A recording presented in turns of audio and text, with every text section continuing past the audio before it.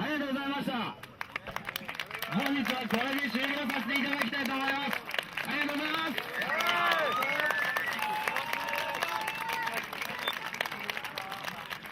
またですね、この花火をですね、高山村の名物にしたいと思って我々は動きます。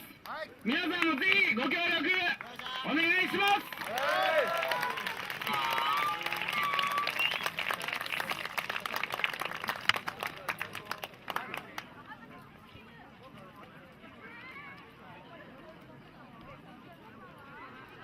喜んでいただけて本当に一つの自分でも感動してます。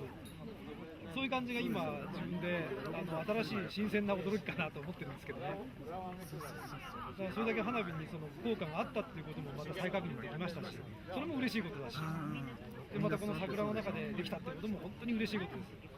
桜がこう合わせてくれてるような気がしますけども、ありがとう、本当にありがとうございます。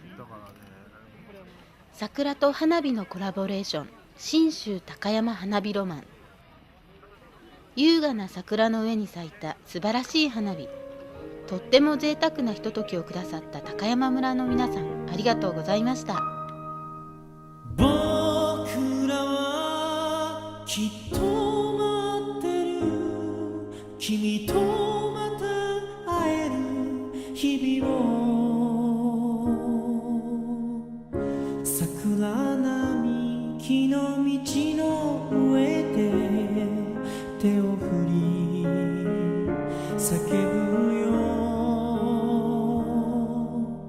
どんなに苦しい時も君を